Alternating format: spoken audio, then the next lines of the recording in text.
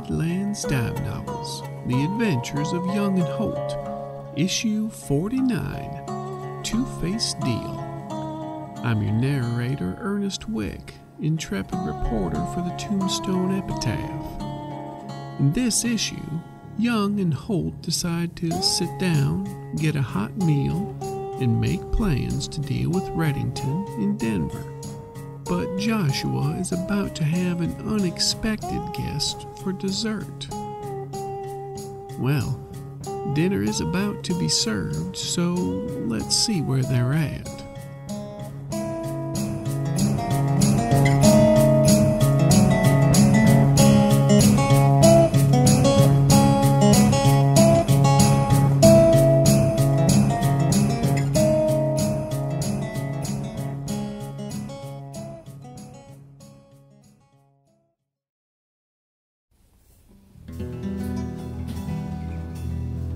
I do still have an adventure card in effect, right? Yes, that's right. And that is the one that allows me not to soak wounds until I take down my nemesis. You're right, to your enemy. And did we designate? I have to designate who that enemy is, don't I? I think you designated it was Reddington since I shot him in the back of the head. Yes, there we go. Okay. He's not happy with you. No, you've... Especially since I'm still walking around town with his goggles on my hat. Yeah, and he doesn't have his goggles, he doesn't have his hair, he doesn't really have much of his original skin left, so yeah. He's a little upset. Fair trade. Yeah.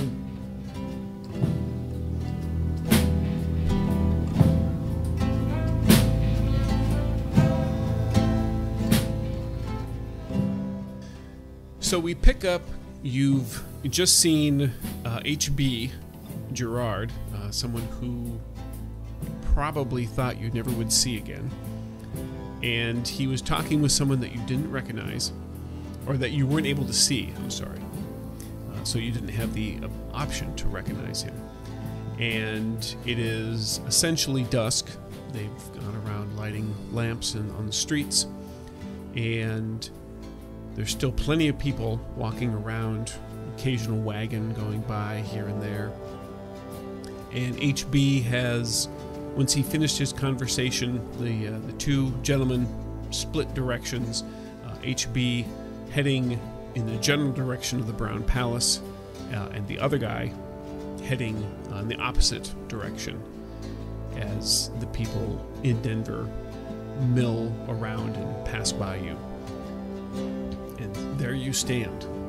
Were we heading to Rocky Rest to drop off stuff? I can't remember. I think that you had taken care of everything, but if not, we'll say that maybe you had. Okay. Because I don't think you had that much to take care of, because you had spent all that time gathering information. I know that I think you did. That's right. We did make that. We did those rolls to figure out what we found out. Yes, you'd made your various networking rolls. We've kind of been popping in and out and all around town already, doing stuff. Now we have to figure out how are we going to take this information and what are we going to do with it. Yes.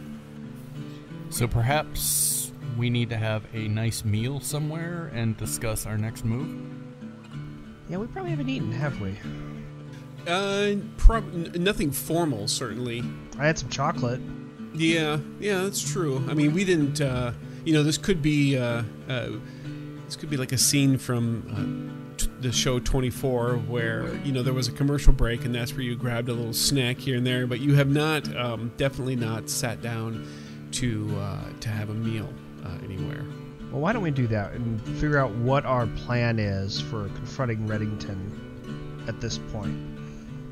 Because while we have all this information, we haven't decided what we're going to do with it, really. And what our goals are here, other than hunt down Reddington and kill him? Oh, sounds good. How about, well, Porter, my stomach's telling me it's time to eat. Porter holds up a little bit of chocolate. Did you want some? I'm thinking steak. Okay, that sounds much better. I admit. Wraps it back up. Shoves it in a pocket. Have you seen what place? As you've been walking around, doing the networking and everything that you did earlier in the day, you passed by a couple of places where you certainly smelled food coming from. The Denver Brew House was one where there was some sort of meat being either grilled or fried or something in there. Buckhorn Exchange also seemed to have some foods as well, or at least the scent of them anyway. Tell you what, that Denver Brew House, I got my taste buds a watering. Somehow I thought that might be the one. Let's go there. It's easy to find. You vaguely remember where it is. Maybe takes you a couple extra minutes, but you find the brew house, not a problem. It is the evening atmosphere is in full swing here. It's very full. It's fairly well behaved, though. People certainly are having a good time, but there's nothing getting too out of hand. Of course, there's nobody. You don't see anybody who has guns here in town, being the law. So, for the most part, everybody's on their best behavior. You can even find a table where you can sit down. Their tables are a little bit different in here, and it is somewhat ornate in this place. As far as it beats a lot of the smaller town saloons and things that you've gone to, where it's basic pine boards and benches. Here they do have long tables, and they do have some woodworking in here with little filigrees and all the other nice handworking type things going on here. Wallpaper even. The dining area, which is connected to the general saloon, so you have a section where there's a bunch of round tables where there's some card playing going on, and people are just drinking and either minding their own business or talking. And then there's a dining area kind of off to the other side where it's just a number of long tables, and then people grab spots along those tables there. And you can easily find one where you can either sit across from each other or next to each other and still have a reasonable amount of space, to your sides, so that, if you didn't want anybody to hear your conversation, you could certainly accomplish that. Joshua will scrape some of the dirt and mud off his shoes at the front door, see what kind of an establishment this is, take his hat off and slick back his hair, pat his jacket just a little bit. He's a little uncomfortable in this since they picked it up, but he knows he's wearing it to hide that gun, so he'll mosey on over to one of the long tables and sit down across from Porter. That's right, I forgot you got a new suit, didn't you? And a new jacket. Yeah. That's right. Yeah. All fancy dress. Porter will sit down, set his deck of cards next to him, just out of habit. It takes you a moment. You sit there, you just kind of absorb the way things work, and what it looks like is there's no servers kind of moving around, at least in this area, but you look over on the far end, like against the wall, where there's a door that leads out, so it's kind of like a side entrance in the dining hall area, and you see people kind of going in and out of this door, and it doesn't take you long to figure out that you need to there's plates over there by the door, so you can go and you can grab like a tin plate, and they go step outside, and that's where all the aromas are coming from. And then you see people coming back in with their food and going and grabbing their place to sit, or going up and grabbing a beer or whatever from the bar. I think we should go get some food. You're speaking my language. It's easy to get. You grab your plates, you go out there, and they have kind of like a semicircle with a bunch of grills, and they have slabs of meat. It smells like beef. You're pretty sure it's beef. And then next to that is several large pots where they're boiling potatoes. And it's easy to figure out. You just go there, you pay your money. It's like 50 cents or whatever, and you get your slab of steak. You get about 3 boiled potatoes, and then they give you a small chunk of what is probably stale bread because it's nice and hard. But then you also get a good double-sized pat of butter as well. They'll throw it on top of the steak so it can melt there. And then there's a small little bowl where you can cup some salt and sprinkle it on there. But you go and get your stuff, pay your money, you sit back down. You can grab a beer along the way, or you can grab a bottle if you want. We all look to Joshua, see what he takes. Joshua doesn't grab a bottle, and he doesn't grab a beer. Porter gets a beer. All right. Porter takes a beer. All right. And you're sitting there. Everyone who's eating, they're either with their group talking or they're just kind of minding their own business. And there's a variety of people who are eating here. You can tell it's either railroad workers. There might be a couple other people like yourselves. But it's a pretty cheap meal, and it's reasonable food. Porter, sets his tray down, sits back a little, and says, "So what's the plan?" Funny, I was about to ask you the same thing. Mastermind boss. Joshua takes a big bite of potato and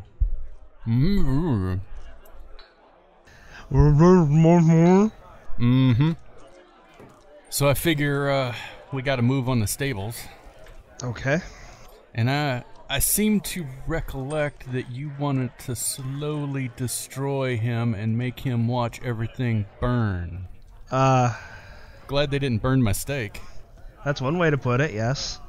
But I don't think we can take down an entire mercenary company of Confederate soldiers. Not really our forte. Maybe yours. It's not mine. Well, might be able to rile up some Union soldiers to move against the Confederates. It's not like they're exactly on friendly terms. In a town without guns? Without obvious gun? Oh, I saw him walking around with. Yeah, I guess did the soldiers appear to have weapons when we were kind of moseying around? You know what? That's a good question. Make me a common knowledge roll. Or actually, no, this would be a smarts check. I'm sorry. Because you're attempting to recollect something. 6. A 10. Nice. Yeah, you make your comments about not having guns, and then you both almost simultaneously go, wait a second. Yeah, both the actual Union and Confederate soldiers, uniformed ones that were still on duty or still in service, they indeed did have guns in town. Are we... I mean... All right. When you're shooting targets, gotta identify your targets first. Right. Otherwise, you're wasting your shots. So, we know we got the stables as a target. Mm-hmm. We know we have Reddington himself as a target. Mm-hmm. What other targets do you see? The other targets are... Well, not necessarily targets. I believe we're still hunting the targets in that we have the valley that he's most likely intending to visit, All Seasons Valley, which is most likely his target, and where better to spring a trap for him specifically than where he's going. But the only way to get there, or find out where it is most likely through Jasmine. So you're not thinking about running him out of town so that all he has left is the valley? I think he's going to the valley either way. I don't even know. Maybe he's already there. Didn't he have a house or he has a something in town? He has a permanent residence at the Julian Hotel. We could flush him out of there. We'd want to know where the valley is first before we do that. So we don't just flush him out and then lose him for a week as we try and figure out where he went. So that gives us his residence and the stables as targets. And then Joshua will slide the beer just a little further away from Porter, as seems to affect his mental capacities. It's been a long day, all right? Yeah, you might want to eat a little more before you start hitting that bottle too hard. All right, so it'd be a shame if any of these places burned down. Oh, an absolute horrible shame. would kind of feel bad burning down an entire hotel, though. Well, you did notice too that the Julian is a brick building. In fact, actually, there is a predominance of brick buildings in Denver. Any structures that you did see that were wood, there is a significant gap / alleyway, whatever you want to call it, away from any of the brick buildings that are nearby. So, and if it is new construction, it is wood, but there's still. It definitely appeared that it was in certain sections of the city. This was a multi-level structure, though, right? The Julian, yes. And we have to figure out what room he's in exactly. Which I suppose we could ask Alexander to figure it out. Or at least put him onto it so that he could put out feelers and figure out where it might be. Yeah, you might be able to sweet talk one of the wait staff. Housekeeping. You do seem to have a better manner with the ladies than myself. I think you have us flip-flopped there a little bit. Now, I seem to recall most women like to pull guns on me. That's true. And I seem to recall of the two sitting at the table... Well, I won't go down that road. Sorry to bring it up. You can see that little darker look on Porter's face as it just sort of heads in that direction. Joshua and him will sit in silence a little bit. Joshua knows he stepped over the line, and he's trying to think of a way to lighten the mood since he unintentionally headed down that dark path. I'm going to play Hilarious Memory. Okay. And since we're talking about burning things down in fires, I'll bring up the barn. From way back? The barn where I had a thing shoved down my throat. No, not that barn. The barn we set on fire. Oh. Yeah, the barn with 10 bodies in it that we were super afraid of. Hilarious. Yep. So are any of these things something you want to focus on? I mean, dealing with the soldiers might be more up your alley. Yeah, I could try my luck at the soldiering. Might be worth us maybe trying to swipe a Union soldier outfit and set ourselves up as possibly an injured Union soldier that the Confederates attacked to rally them at some point and try to get them back for what they did. That might be a way to rile them up. You do remember one that Alexander did say that if you needed some additional firepower, he might be able to rustle you up some. The soldiers, too, that are guarding the stables, they're former Confederates, so they're not actually active serving. Right. What do you think? A bunch of Union soldiers are going to worry about that? Well, I'm thinking the Union soldiers are like, you're not Union and you're not Confederate anymore. We can get you back, Johnny Reb. Then, if the war ended that long ago, it's highly likely that Porter, being the young guy that he is, probably never fought in it. Correct. So that would definitely be more up Joshua's alley. So goals at the stables is just to figure out what they're guarding. Yes. And blow them up. Double yes. And the room is to find out what information it holds and to burn it up. Porter agrees with both of those statements. And then the goals for Jasmine are to figure out where her little vacation home in the All Seasons Valley is. And burn her up. No, and to get more power so Porter burns himself out. That... Oh, burn you up. Yes. Got it. There's also Zig Waller as well. And Zig Waller, yes, to get more information on the Giants and possibly All Seasons Valley as well. He appears to be the expert in this case. Well, I think that's the target we might be able to hit without scaring off the other. That's true. Except we don't know where he is. Molly's looking into it. So that's sort of a we wait to hear from them sort of thing. On the bright side, that means I can go visit Jasmine tonight. Well, if you want to visit Jasmine tonight, I might be able to investigate the stables. Not break in or anything, but just kind of get the lay of the land. Should I be worried that Reddington probably knows your face and might have put them on the lookout for you? Joshua just stares at you blankly.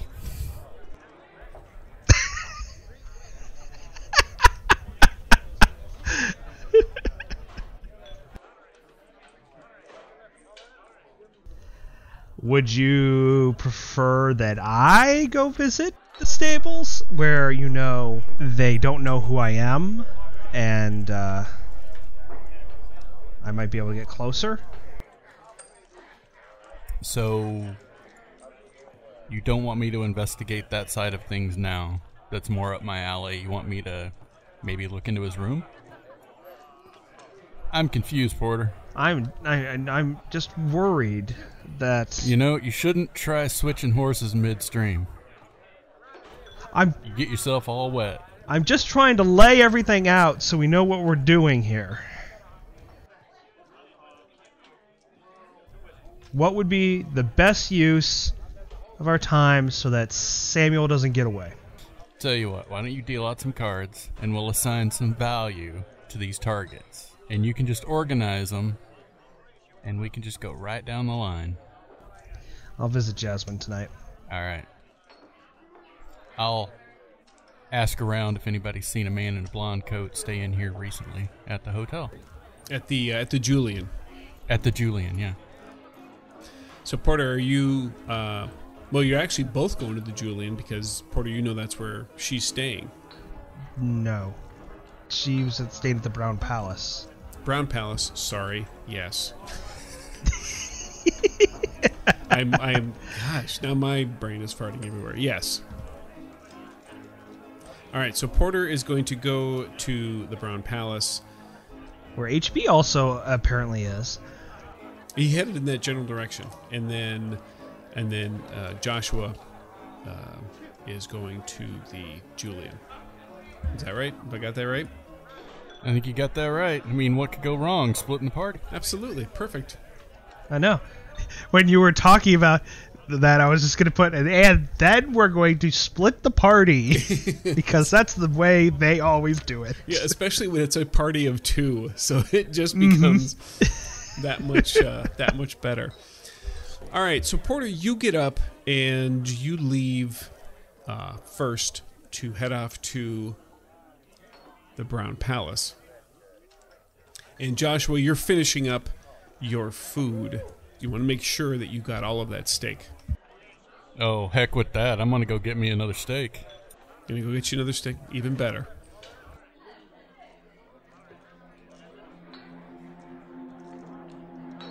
So you're sitting down, Joshua, and you're digging back into your second piece of steak. And as you're eating, of course, you've got all the ambience, the sounds, and everything that's occurring around you. People talking, laughing, music, all of that. Sure is quiet in here.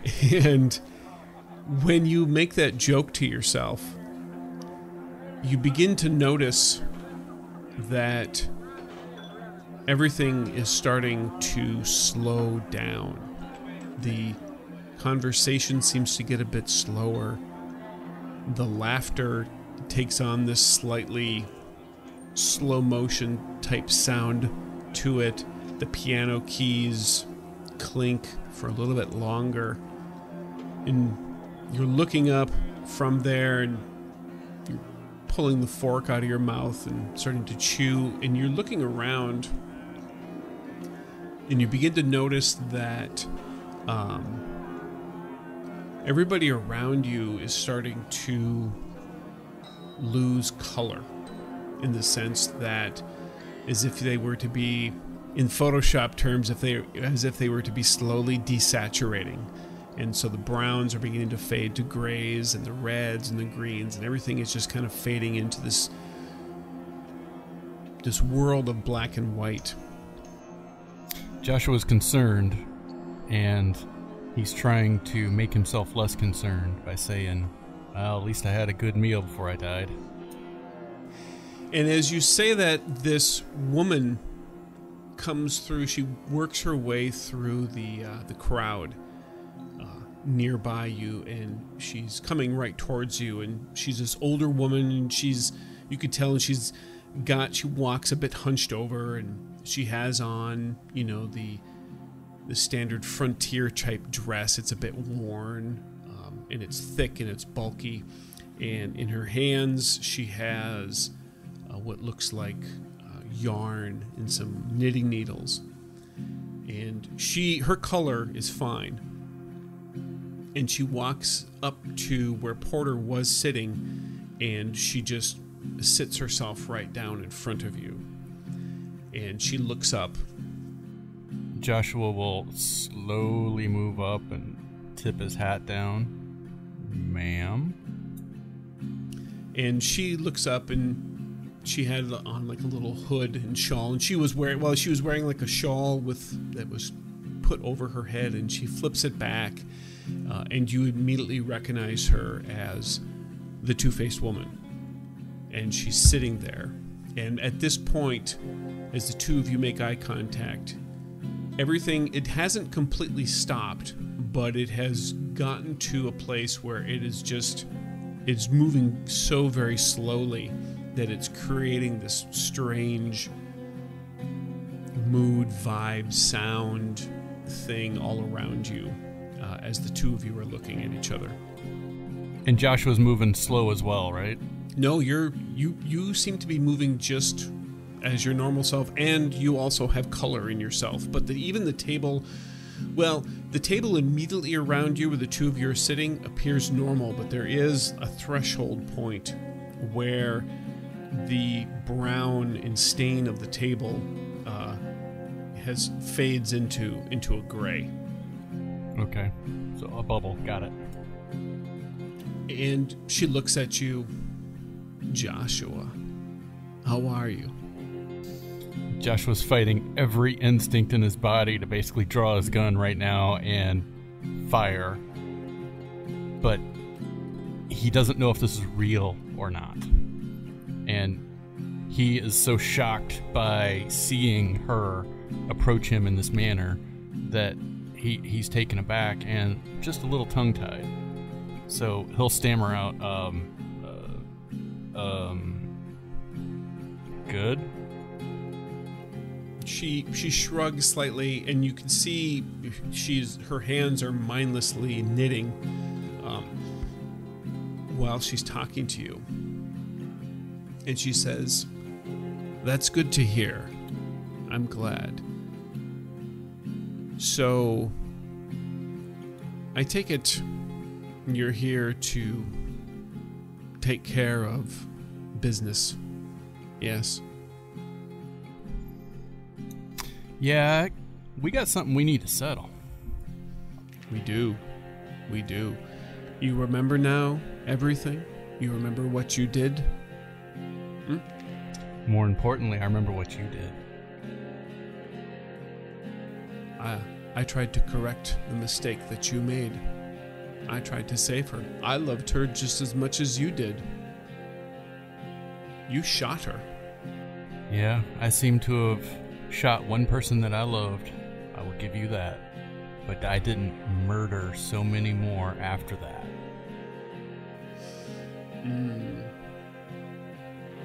Yeah.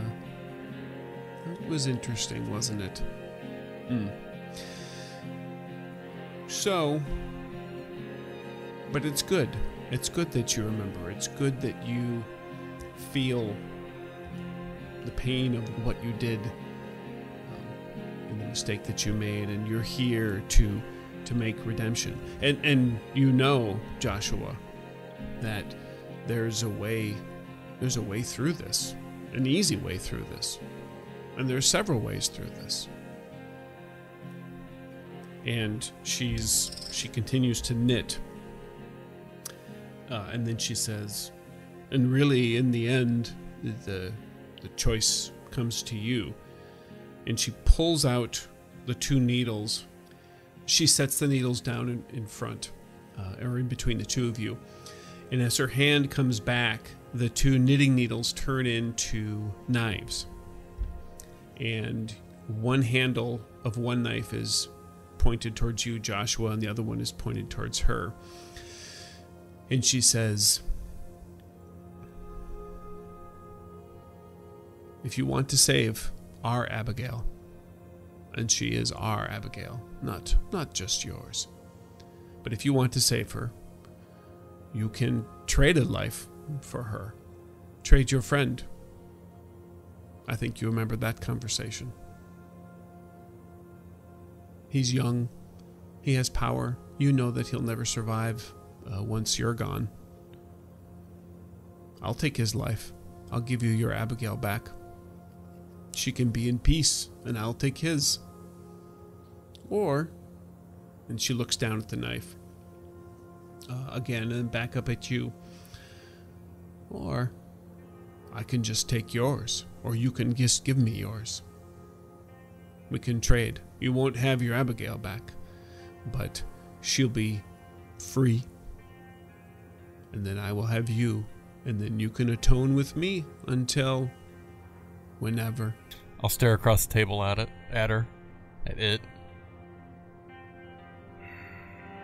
Just giving that long, blazing, fiery stare towards her.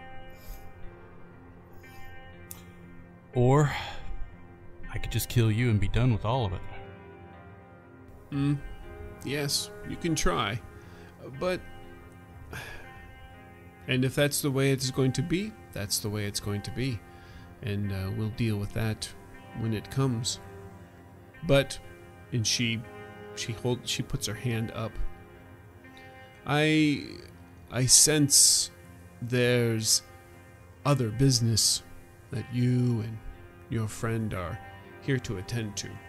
And Joshua, I want you to know that what we have to deal with, that can wait. That can wait. Joshua's trying to control himself because he doesn't want to draw right now and shoot, especially since he knows he doesn't have the right cylinder loaded in his pistol. So he's going to reach over and pick up the knife that was pointed at me and use it to cut another piece of steak and just grin at her and take a bite and do the long, slow chew on it. She smiles at you and nods. Good. Let us wait. Your love will wait for you. Take care of this business. Help your friend for whatever it is that he needs to do. Whatever it is that you're here for. When you are ready,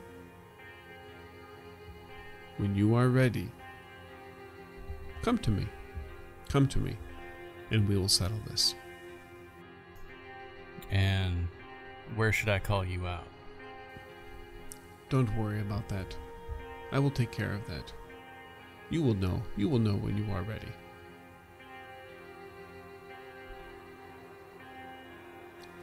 Enjoy your food.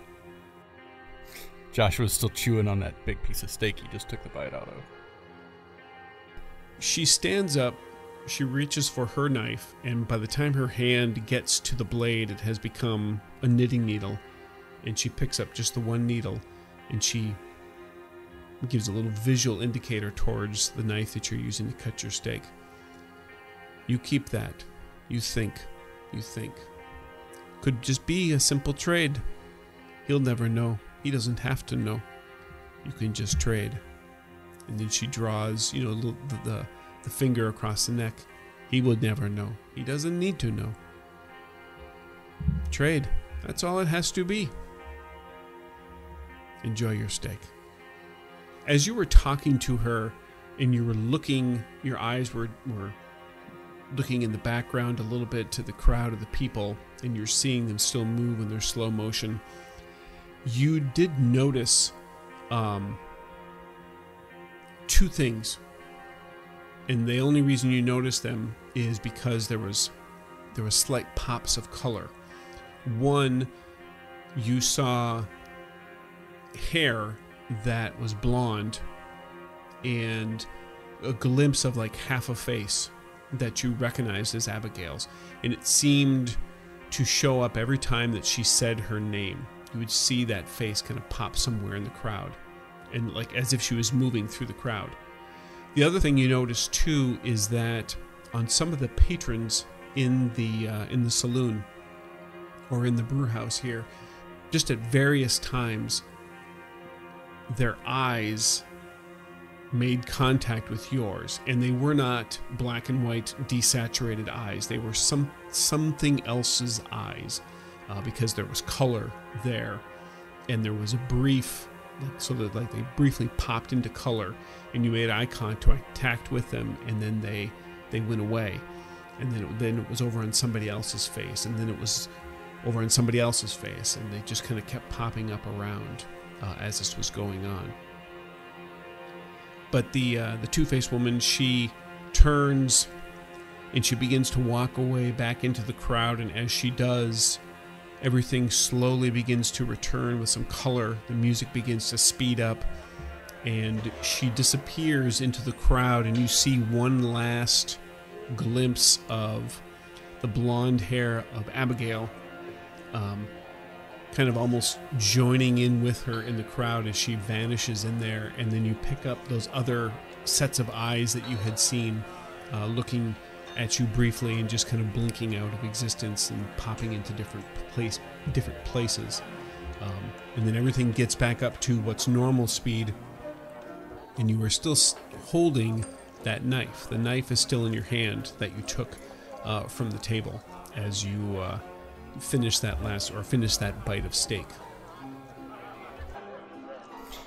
Yeah, still chewing on that bite of steak. I'll look at the knife in my hand and then just spit the steak out on the ground. Get up and leave.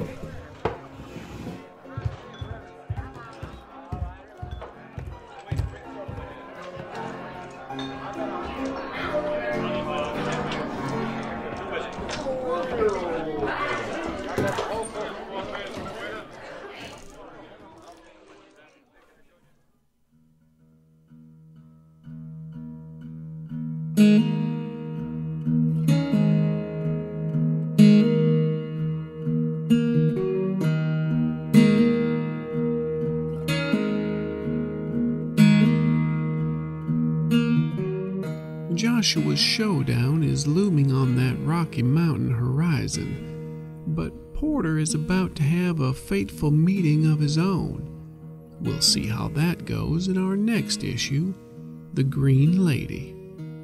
The part of Porter Holt is played by Brad Smith, Joshua Young is played by Brent Rich, and your intrepid marshal is played by Chris Hussey.